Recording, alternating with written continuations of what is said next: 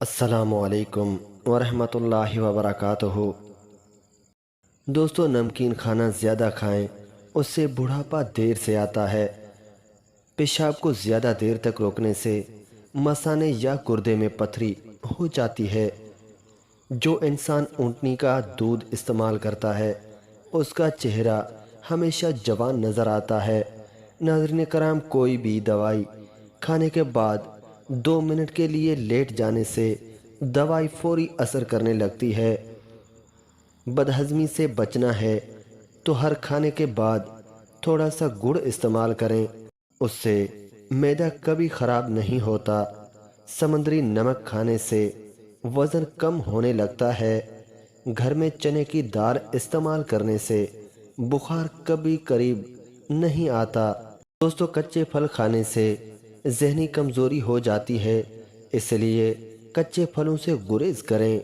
پیاز سونگھنے سے دل کی بیماری ختم ہو جاتی ہے۔ املی اور آلو بخارا کھانے سے جسم کی چربی پگھلنے لگتی ہے اور چہرے کی کیل مہاسے ختم ہو جاتے ہیں۔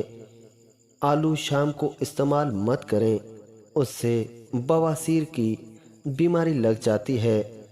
پٹھوں کو زیتون کے تیل سے مالش کرنے سے پٹھے مضبوط رہتے ہیں۔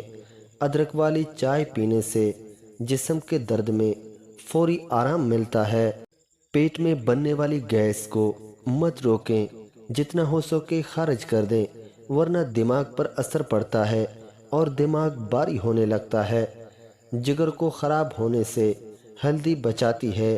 تھکاوٹ اور پریشانی کے اندر ادرک والی چائے پیو، اس سے سکون ملتا ہے۔ ہری مرچ ایسی چیز ہے، اس کو روزانہ استعمال کرنے سے جوڑ مضبوط ہو جاتے ہیں اور پٹھوں میں طاقت آ جاتی ہے۔ بواسیر کے مریض لوگوں کے لیے لوکاٹ کا پھل بہت زیادہ اثر رکھتا ہے، لہٰذا اس کو ضرور استعمال کریں۔ چاول کھانے کے بعد ٹھنڈا پانی استعمال کرنے سے بال گرنا شروع ہو جاتے ہیں۔ دوستو، ہلدی والا دودھ استعمال کرنے سے کمر کی ہڈی کبھی کمزور نہیں ہوتی۔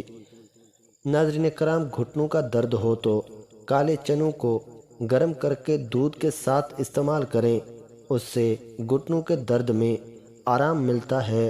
مرغی کا گوشت زیادہ استعمال کرنے سے جسم میں چربی بڑھنے لگتی ہے۔ مچھلی کو بھون کر کھانے سے چہرے کی جھریاں ختم ہونے لگتی ہیں۔ اگر چاہتے ہو کہ ساری زندگی پیٹ کی گیس قبض کا مسئلہ نہ ہو تو چند دن میں ختم ہو جائے گا۔ کھانے میں ادرک اور کالی مرچ روزانہ استعمال کرو، اس سے آپ کی پیٹ کی گیس اور قبض کا مسئلہ دور ہو جاتا ہے۔ دوستو، ویڈیو اچھی لگی تو ہماری رہنمائی کے لیے سبسکرائب اور لائک ضرور کریں۔